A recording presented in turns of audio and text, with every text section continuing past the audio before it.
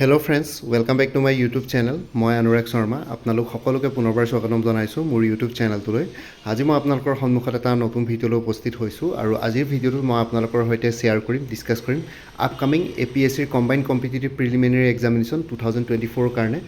Assam related কেইটামান most important questions 50টা most important questions মই আপোনালোকৰ সৈতে ডিছকাছ কৰিম। এইকেইটা ৰিভিজন ছেশ্যনৰ নিচিনা হ'ব। আপোনালোকে ইমান দিন যিহেতু পঢ়িলে, চ' আজিৰ ভিডিঅ'টোত আপোনালোকে অকণমান ৰিভিজন কৰিব পাৰিব এইকেইটা কুৱেশ্যনছ। অলৰেডি প্ৰিপাৰেশ্যন কৰি আছে, তথাপিতো মোৰ ফালৰ পৰা মই অকণমান এফৰ্ট দিছোঁ চ' ডেট আপোনালোকে আৰু অলপ কিছুমান এডিশ্যনেল কুৱেশ্যনছ ইয়াতে পাই যায়। ঠিক আছে, চ' ভিডিঅ'টো ষ্টাৰ্ট কৰোঁ আৰু লগতে ভিডিঅ' ডেছক্ৰিপশ্যন আৰু কমেণ্ট ছেকশ্যন চেক কৰিব এডিশ্যনেল ইনফৰমেশ্যনৰ কাৰণে, তাতে আপোনালোকে গোটেইখিনি ইনফৰমেশ্যন পাই যাব। চ' ফাৰ্ষ্ট কুৱেশ্যনটো কনচিডাৰ দি ফলোয়িং ষ্টেটমেণ্টছ। ঠিক আছে, এইখিনি Assam related Assam specific questions হয়। APSCৰ প্ৰিলিমিনেৰীৰ জেনেৰেল ষ্টাডিজ পেপাৰ 1ত আপোনালোকে আসাম স্পেচিফিক কুৱেশ্যনছ আপোনালোকে 30 to 35% কুৱেশ্যনছ অসমৰ পৰা এক্সপেক্ট কৰিব পাৰে। চ' সেইটো কাৰণে আপোনালোকে ইয়াতে ভালকৈ ৱেইটেজ দিব লাগিব আসামটোত। চ' ফাৰ্ষ্ট কুৱেশ্যনটো consider the following statements. The Moamoria revolt occurred during the reign of Lakshmi Singha. ঠিক আছে, নেক্সট হৈ গ'ল it was conflict between Sakta and Vaishnava followers. It has no impact on Ahom administration. ঠিক আছে, তিনিটা ষ্টেটমেণ্ট দিয়া আছে। Select the correct answer using the codes given below'. So' ইয়াতে যদি আমি তিনিটা ষ্টেটমেণ্ট কনচিডাৰ কৰোঁ, প্ৰথম ষ্টেটমেণ্টটো কাৰেক্ট হয়। ঠিক আছে, মোৱামৰীয়া ৰিভল্ট অকুৱাৰ হৈছিলে লক্ষ্মী সিংহৰ ৰেইনৰ টাইমত। লক্ষ্মী সিংহ যেতিয়া ৰজা আছিলে, আহোম ৰজা তেতিয়া হৈছিলে। আৰু it was conflict between Sakta and Vaishnava followers. যিসকলে শক্তি ধৰ্ম ফ'ল' কৰিছিলে আৰু যিসকলে বৈষ্ণৱে ধৰ্ম ফ'ল' কৰিছিলে, চ' তেওঁলোকৰ মাজত হৈছিলে। ঠিক আছে, মোৱামৰীয়াখিনি বৈষ্ণৱত আছিলে আৰু আহোমখিনি Sakta আছিলে। ঠিক আছে, Sakta ফলোৱাৰ্ছ আছিলে, চ' তেওঁলোকৰ মাজত হৈছিলে। আৰু it has no' impact on Ahom administration, তেনেকুৱা হ'বই নোৱাৰে। আহোম এডমিনিষ্ট্ৰেশ্যনৰ ওপৰত ইয়াৰ বহুত ডাঙৰ ইম্পেক্ট হৈছিলে মোৱামৰীয়া ৰিবেলিয়ন কেইখনৰ বা ৰিভল্ট কেইখনৰ। ঠিক আছে, চ' আহোম এডমিনিষ্ট্ৰেশ্যনৰ ডিক্লাইনিঙৰ এইটো এটা ডাঙৰ মেজৰ ফেক্টৰ আছিলে। ঠিক আছে, মোৱামৰীয়া ৰিভলিউশ্যনটো। চ' option 1 and 2 are correct, 3 are not correct. So option B will be the correct answer for question number 1. Question number 2, the Battle of Ghiladhari was fought between, ঠিক আছে, Battle of Ghiladhari কাৰ মাজত হৈছিলে? Ahom and Burmese. ঠিক আছে, আহোম আৰু বুৰমিজসকলৰ মাজত হৈছিলে 1817 1817 চনত। ঠিক আছে, ফাৰ্ষ্ট বুৰমিজ ইনভেজন যেতিয়া হৈছিলে 1817ত, তেতিয়া হৈছিলে ফাৰ্ষ্ট বুৰমিজ ইনভেজন 1817, ছেকেণ্ড বুৰমিজ ইনভেজন 1819 আৰু থাৰ্ড বুৰমিজ ইনভেজন 1821। ঠিক আছে, এইকেইটা হয়। চ' ফাৰ্ষ্ট বুৰমিজ ইনভেজনৰ সময়ত হৈছিলে বেটেল অফ ঘিলাধাৰী। ঠিক আছে, 1817 1817 চনত আহোম আৰু বুৰমিজবিলাকৰ মাজত। 3 নম্বৰটো হৈ গ'ল কনচিডাৰ দি ফলোয়িং ষ্টেটমেণ্টছ। প্ৰথমটো হৈ গ'ল the Yandabo treaty was sign on 26 February 1824। ছেকেণ্ডটো হৈ গ'ল it leads to the establishment of British rule in Assam. It was sign between Burmese and British. ঠিক আছে, select the correct answer using the codes given below'. ইয়াতে correct এনচাৰটো option D হ'ব 2 and 3। প্ৰথমটো ৰং হৈছে, এইটো কাৰণে 26 February নহয়, 24 February হৈছিলে। The Yandabo treaty was sign on 24 February 1826। আৰু আহোম ৰুলৰ এষ্টাব্লিছমেণ্ট হৈছিলে ইয়াৰ জৰিয়তে,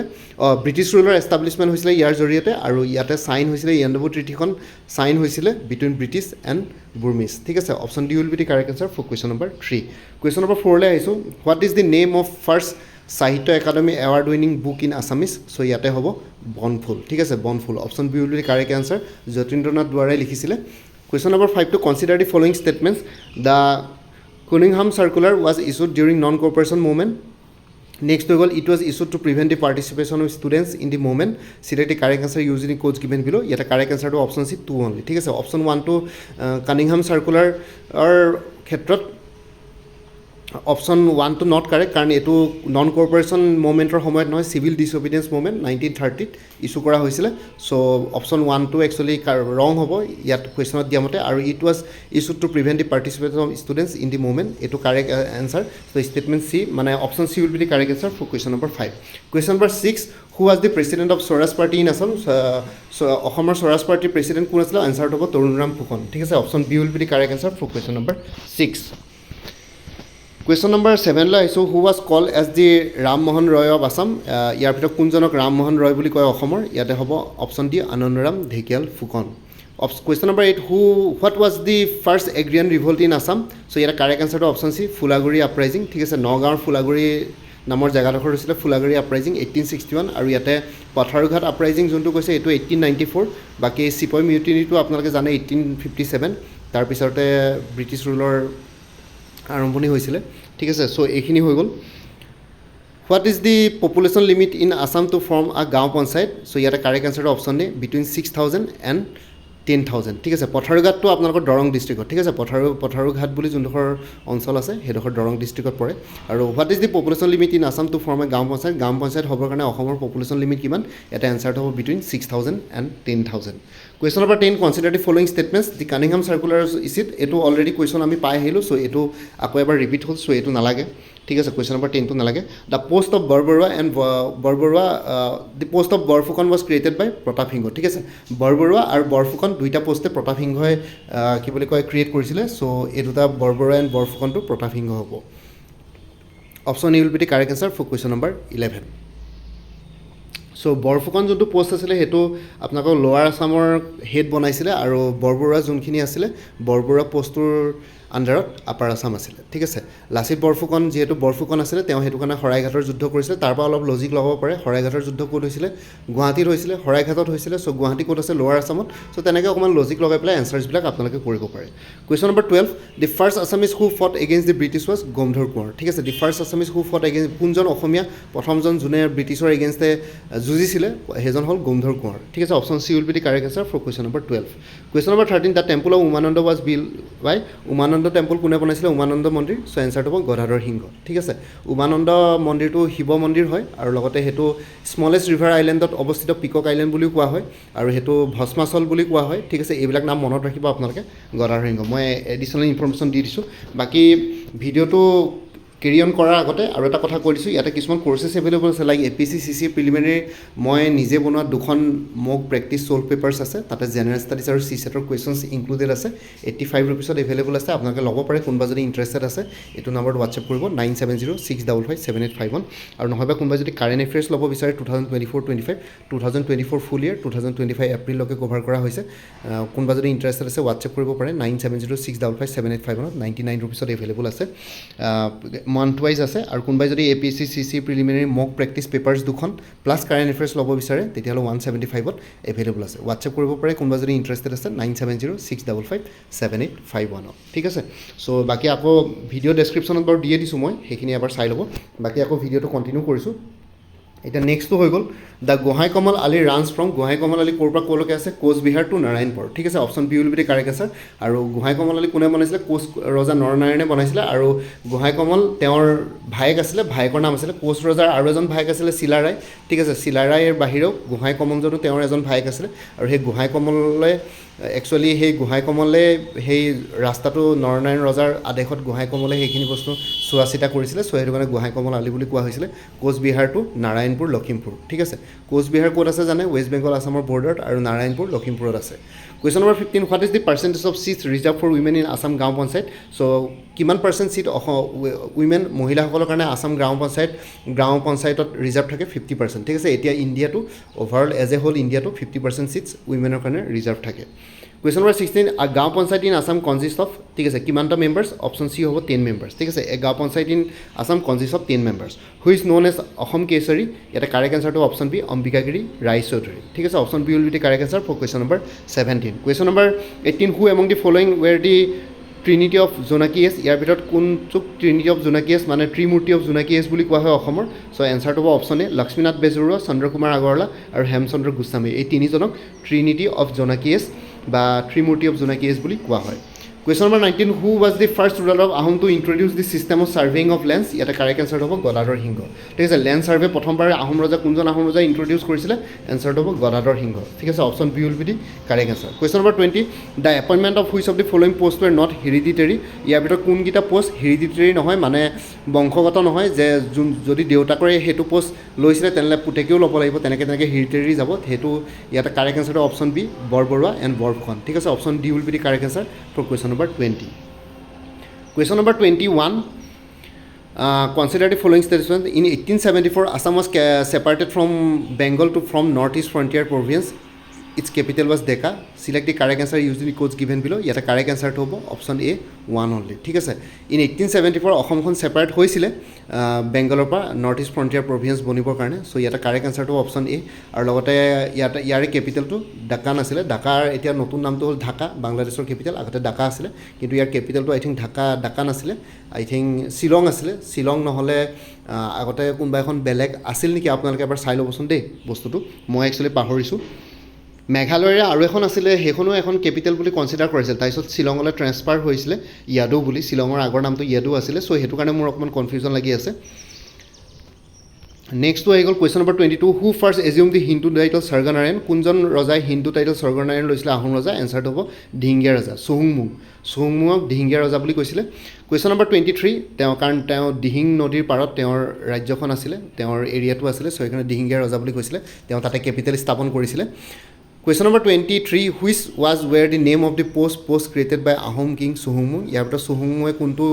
পোষ্ট ক্ৰিয়েট কৰিছিলে এনচাৰটো হ'ব অপশ্যন বি বৰপাত্ৰ গোহাঁই ঠিক আছে সো বৰপাত্ৰ গোহাঁইটো সুহুংমুঙে এষ্টাব্লিছ কৰিছিলে সুহুংমুং বা দিহিঙীয়া ৰজাই বাকী প্ৰথম চুকাফা আহোম ৰজা প্ৰথম চুকাফাই আগৰ পোষ্ট দুটা তেওঁ অলৰেডি ক্ৰিয়েট কৰিছিলে আগৰ পোষ্ট দুটা হ'ল বুঢ়া গোহাঁই আৰু বৰ গোহাঁই ঠিক আছে আমি যদি ক্ৰনলজিকেল অৰ্ডাৰত চাওঁ একেবাৰে ছিনিয়ৰ বা ছিনিয়ৰিটিৰ বেচিছত চাওঁ তেতিয়াহ'লে প্ৰথমতে বুঢ়া গোহাঁই বৰপাত্ৰ গোহাঁই ঠিক আছে আটাইতকৈ ডাঙৰজন আটাইতকৈ ছিনিয়ৰজন হ'ব বুঢ়া গোহাঁই তাৰপিছত বৰ গোহাঁই তাৰপিছত বৰপাত্ৰ গোহাঁই তেনেকৈ যাব আৰু বৰপাত্ৰ গোহাঁই পোষ্টটো চুহুংমুঙে ক্ৰিয়েট কৰিছিলে বাকী চাওলুং চুকাফাই বুঢ়া গোহাঁই আৰু বৰ গোহাঁই অলৰেডি আছিলে চাওলুং চুকাফাই অলৰেডি আনিছিলে তেওঁ মাওলুং দেশৰ পৰা The smallest among all books written by Shankardeva is Gunamala. ঠিক আছে Gunamala Shankardeva লিখা আটাইতকৈ স্মলেষ্ট বুক হয় কিতাপ হয় Question number 25 consider the following statements Muhammad bin Bakhtiar Khilji was the first Muslim invader in Assam first Muslim invasion took place in 1206 1208 ইয়াতে কোনটো statement correct বুলি কৈছে ইয়াতে correct answer টো option A only one ঠিক আছে Muhammad bin Bakhtiar Khilji প্ৰথমজন মুছলিম invader আছিল অসমৰ কিন্তু পিছৰ ষ্টেটমেণ্টটো the first Muslim invasion took place in 1208 নহয় 1206 মহম্মদ বিন বাখতিয়াৰ খিলজিয়ে অসম আক্ৰমণ কৰিছিল 1206 চনত ঠিক আছে 1206 so option A will be the correct answer question number 26 the first editor of the Assamese monthly journal Jonaki was so ইয়াতে কাৰেক্ট আনসাৰ চন্দ্ৰকুমাৰ আগৰৱালা ঠিক আছে অসমৰ প্ৰথমখন কি বুলি কয় মান্থলি জাৰ্নেল জোনাকীৰ এডিটৰ আছিলে চন্দ্ৰকুমাৰ আগৰৱালা আৰু জোনাকী পাব্লিছ হৈছিলে কেলকাতাৰ পৰা সো আপোনালোকে এবাৰ চাব 1889 ত চাগে পাব্লিছ হৈছিলে আৰু আপোনালোকে আৰু এবাৰ চাই ল'ব বস্তুটো চন্দ্ৰকুমাৰ আগৰৱালা কি বুলি কয় জোনাকীৰ এডিটৰ আছিলে option C will be the correct answer for question number 26 question number 27 who was the first Ahom ruler during the time of sepoy mutiny in 1857 sepoy mutiny মানে যোনটো আমি চিপাহী বিদ্ৰোহ বুলি কোৱা হয় তেতিয়া আহোম ৰজা আছে কন্দৰপেশ্বৰ সিংহ সৰি কন্দৰপেশ্বৰ সিংহ আছিলে কিন্তু বহুতত পুৰন্দৰ সিংহ বুলিও আছে সো সেইটো কাৰণে এনেই যদি কাৰেক্ট এনচাৰটো চাওঁ কন্দৰপেশ্বৰ সিংহই হ'ব কিতাপবিলাকত কিন্তু পুৰন্দৰ সিংহ বুলিও কোনোবা জেগাত আছে ঠিক আছে সো এইটো হ'ব কোনজন আহোম ৰজা আছিলে চিপাহী মিউটিনিৰ সময়ত চিপাহী বিদ্ৰোহৰ সময়ত 1857 সো কন্দৰপেশ্বৰ সিংহ হ'ব question number option B will be the correct answer for question number 27 question number 28 লৈ আহিছোঁ who among the following from Assam join the famous Dandi march ইয়াতে কাৰেক্ট এনচাৰটো হ'ব লীলাধৰ বৰুৱা দাণ্ডি মাৰ্চ মানে আপোনালোকৰ যোনটো civil disobedience movement salt march বুলি কোৱা হয় 1930 লঞ্চ কৰিছিলে আমাৰ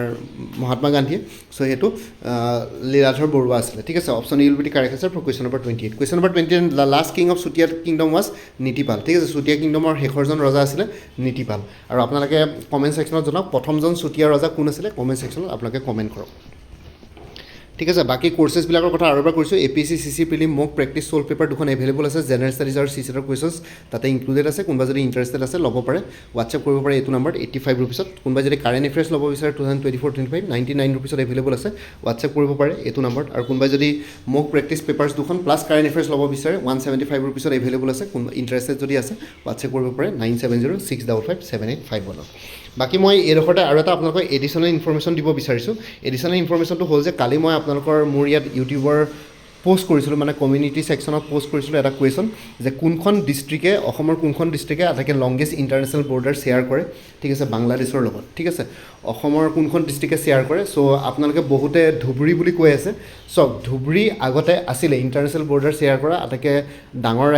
ডিষ্ট্ৰিক্ট জিলা ধুবুৰী আছিলে 147 কিলোমিটাৰ শ্বেয়াৰ কৰিছিলে বাংলাদেশৰ লগত কিন্তু ধুবুৰীখন এতিয়া দুভাগ হ'ল ধুবুৰীখনৰ আৰু এটা পৰ্চন চাউথ চালমাৰা মান কাছাৰলৈ গুচি গ'ল সেইকাৰণে ধুবুৰী ডিষ্ট্ৰিক্টখন দুভাগ হোৱাৰ পিছত দুখন ডিষ্ট্ৰিক্ট হৈ যোৱাৰ পিছত বৰ্ডাৰকেইটাও দুভাগ হৈ গ'ল চ' সেইটো কাৰণে ধুবুৰীখন এতিয়া নহয় এতিয়া বৰ্তমান আটাইতকৈ লংগেষ্ট ডিষ্ট্ৰিক্ট শ্বেয়াৰ কৰা ডিষ্ট্ৰিক্ট লংগেষ্ট বৰ্ডাৰ শ্বেয়াৰ কৰা ডিষ্ট্ৰিক্ট বাংলাদেশৰ লগত যোনখন ডিষ্ট্ৰিক্টে যোনখন জিলাই লংগেষ্ট বৰ্ডাৰ শ্বেয়াৰ কৰে সেইখন হ'ল কৰিমগঞ্জৰ নতুন নামটো হ'ল শ্ৰীভূমি অসম গভৰ্ণমেণ্টে 21 নৱেম্বৰ 2024 অফিচিয়েলি কৰিমগঞ্জ ডিষ্ট্ৰিক্টখন শ্ৰীভূমি হিচাপে কি বুলি কয় ইয়াতে স্বীকৃতি দিছিলে নামটো চেঞ্জ কৰিছিলে আৰু ৰবীন্দ্ৰনাথ টেগৰে কৰিমগঞ্জক মানে লেণ্ড অফ লক্ষ্মী বুলি কৈছিলে সেইকাৰণে শ্ৰীভূমি নামটোলৈ চেঞ্জ কৰিছিলে ৰবীন্দ্ৰনাথ টেগৰৰ লগত জড়িত আছিলে চ' ষ্টেটমেণ্ট বেছ কুৱেশ্যনত সেইটো আহি যাব আৰু আপোনালোকে কোনোবাই কৈ আছে কৰিমগঞ্জে অকল 3 কিলোমিটাৰ বৰ্ডাৰ শ্বেয়াৰ কৰে কৰিমগঞ্জে 94.2 কিলোমিটাৰ বৰ্ডাৰ শ্বেয়াৰ কৰে বাংলাদেশৰ লগত ঠিক আছে আপোনালোকে অকণমান জিঅ'গ্ৰাফীৰ লগত এইবিলাক বস্তু আপ টু ডেট হ'ব কাৰণ চিভিল ছাৰ্ভিচেছ এক্সামিনেশ্যনৰ কাৰণে প্ৰিপেৰেশ্যন কৰি থাকিলে আপোনালোকে অভিয়াছলি জিঅ'গ্ৰাফীৰ লগত অসমৰ যোনটো পলিটিকেল জিঅ'গ্ৰাফিকেল মেপ সেইবিলাকৰ লগত আপোনালোকে অলপ ফেমিলিয়াৰ হ'ব লাগিব আৰু আপডেটেড ইনফৰ্মেশ্যন ল'ব লাগিব কেতিয়াবা গভৰ্ণমেণ্ট অফিচিয়েল ৱেবছাইটবিলাকৰ আপডেট নকৰে কিন্তু APSC সেই আপডেট নকৰা ইনফৰ্মেশ্যনটো সুধি দিব আৰু পৰীক্ষাত আহিলে মানে আপোনালোকে যদি ধুবুৰী মাৰি থৈ আহিব হয়তো ভুল হ'ব পাৰে তথাপিতো আপোনালোকে ক্ৰছ চেক কৰি ল'ব পাৰোঁ মোৰ ওপৰত যদি আপোনালোকৰ অকণমান যদি ডাউট থাকে ঠিক আছে চ' বাকী আপোনালোকে কেইজনমানে কালি তৰ্কও কৰিছিলে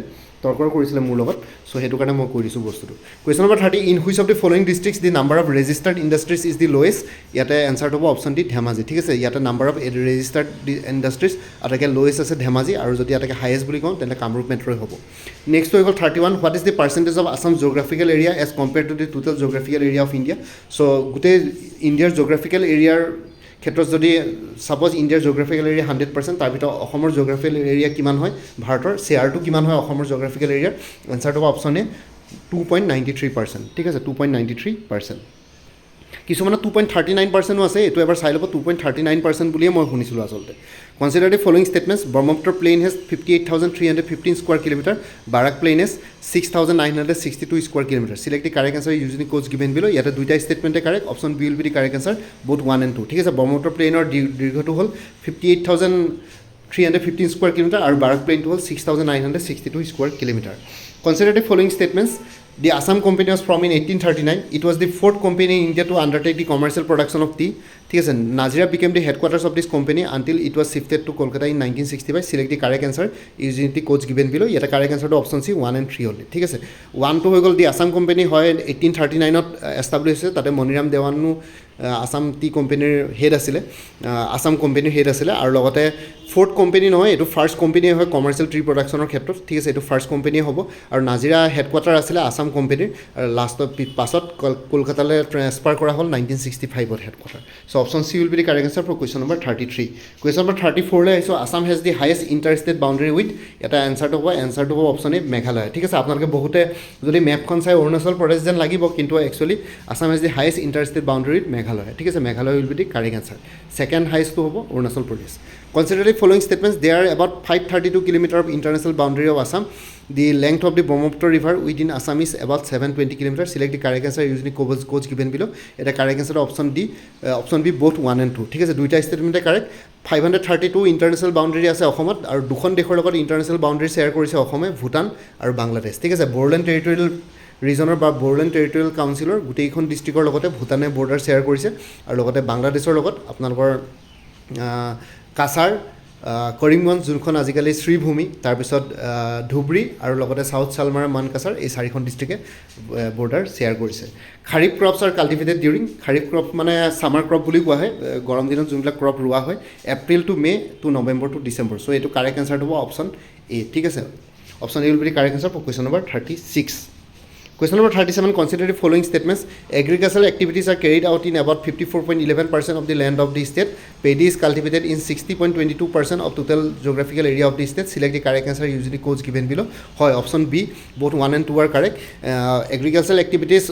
Homer 54% matit কৰা হয় আৰু লগতে পেডি কাল্টিভেশ্যন সেই টোটেল এগ্ৰিকালচাৰ লেণ্ড এৰিয়া যোনটো আছে 54% তাৰে 60% এৰিয়াত কৰা হয় অলপ চলপ ইফাল সিফাল হ'ব পাৰে কিন্তু মোৰলে মানে 60% এপ্ৰক্স বুলি ধৰিব পাৰে আৰু বাকী এইটো এগ্ৰিকালচাৰ এক্টিভিটিজটো 54% এপ্ৰক্স বুলি ধৰিব পাৰে ঠিক আছে option B will be the correct answer for question number 37 Question number 38 ole aiso. Consider the following statements. Robert Bruce in 1823 discovered tea plants. In 1911 the Toklai Tea Research Station was established. So duita statement correct hoy. Both 1 and 2 option B will be the correct answer for question number 38. So yata Robert Bruce 1823 sonot discover korise tea plant অসমত আৰু লগতে 1911 sonot Toklai Tea Research Station মানে জোৰহাটত establish কৰা হৈছিল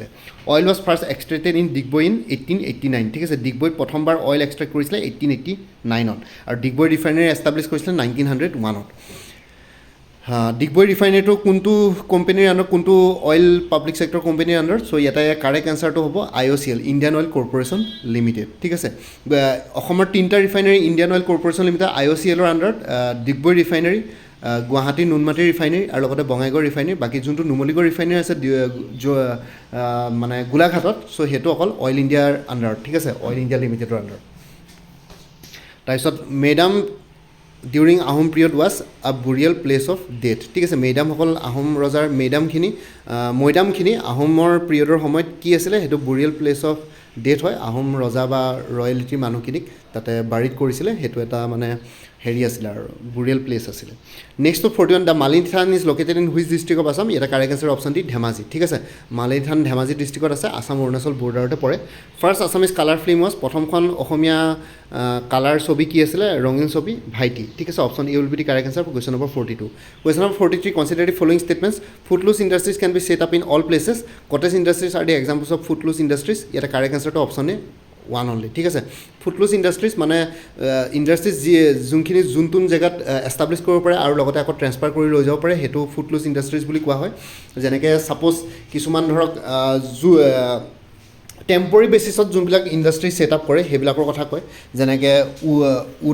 উডৰ লগত জড়িত কাঠৰ লগত জড়িত ইন্ডাষ্ট্ৰি পটকে টেম্পৰী বেচিছত এডোখৰ জেগাত এষ্টাব্লিছ কৰিলে কেইদিনমানৰ পিছত আকৌ বেলেগ এখন জংঘললৈ লৈ যাব পাৰে তেনেকুৱা ধৰণৰ কথা বাকি কটেজ ইন্ডাষ্ট্ৰিজবিলাক ধৰক তেনেকুৱা ধৰণৰ ফুটলুজ ইন্ডাষ্ট্ৰিজত নপৰে সো সেইখিনি নহ'ব so option A will be the correct answer for question number 43 question number 44 which one of the following is a zaid crop ইয়াৰ ভিতৰত কোনটো জেইড ক্ৰপত পৰে এনসাৰটো হ'ব পামকিন ঠিক আছে pumpkin is a zaid crop ঠিক আছে Question number 45 in the Sanskrit inscription Naranayan is known as yet a correct answer to option A Malladev ঠিক আছে কোচ ৰজা নৰনাৰায়ণৰ সংস্কৃতৰ নাম কি আছে ইনস্ক্ৰিপশন বিলাকত কি বুলি নাম আছিল মাল্লাদেৱ ঠিক আছে option A will be the correct answer Question number 46 the ambassador sent by Bhaskar Varman to Harshavardhana was Hansa Vega ঠিক আছে ভাস্কৰ বৰ্মনে হৰ্ষবৰ্ধনৰ ওচৰলৈ যোনজন এম্বেছাডৰ পঠাইছিল তেওঁৰ নাম হাংসা ভেগা আছিল ঠিক আছে option D will be the correct answer for question number 46 Question number 47 consider the following statement the national highway 152 from Assam has a direct link to the royal kingdom of Bhutan there are 39 national highways running through Assam eta correct answer option b both 1 and 2 ঠিক আছে national highway 152 অসমৰ direct link আছে royal kingdom of ভুটানৰ লগত international highway হয় আৰু লগতে ইন্টাৰনেশ্যনেলি link আছে national highway 152 আৰু 39 টা নেশ্যনেল হাইৱেজ অসমৰ ভিতৰেদি পাৰ হৈ গৈছে ঠিক আছে অপশ্যন দুটা অপশ্যনে correct so option D will be the correct answer B will be the correct answer for question number 47 Question number 48 ole aisu consider the following statements the Sadia Dhubri stretch of the Brahmaputra river has been declared as the second national waterway in 1988 the Lakhipur Bhanga stretch of the Barak river is also declared by the union government as the sixth national waterway in January 2015 so eta correct statement hobo option 1 Sadia Dhubri stretch to Brahmaputra river jonko Sadia Dhubri waterway ase inland waterway hetu national waterway hisabe 1988 ত স্বীকৃতি দিয়া হৈছিল এটো second national waterway হয় আর যোনটো Lakhipur bhangra Barack ৰিভাৰত ওয়াটাৰওয়ে আছে হেতু national ওয়াটাৰওয়ে 16 হয় আৰু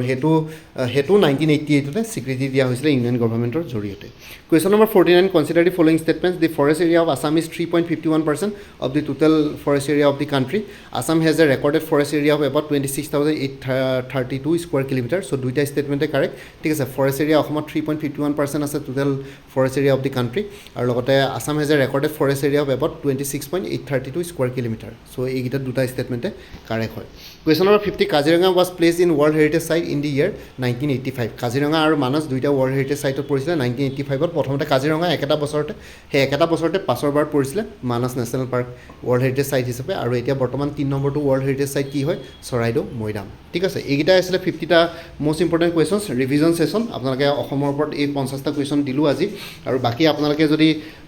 নেক্সট এডিশনাল চেনেল আৰু যদি এনেকুৱা ধৰণৰ ভিডিঅ'জ বিচাৰে বাকী অন্য টপিকছবিলাকৰ ওপৰত history geography polity economy current affairs comment ছেকশ্যনত জনাব মই নিশ্চয় আনিবলৈ চেষ্টা কৰিম ঠিক আছে বাকী হৈ গ'ল ভিডিঅ'টো বাকী আপোনালোকে যদি আপকামিং এক্সামছবিলাকৰ কাৰণে প্ৰিপেৰেশ্যন কৰি আছে লাইক মই ক'লোৱেই APSC CC প্ৰিলিমিনাৰী মক প্ৰেক্টিছ ছল্ভ পেপাৰ্ছ এভেইলেবল আছে জেনেৰেল ষ্টাডিজ CSETৰ ওপৰত 85 ৰুপিছত এভেইলেবল আছে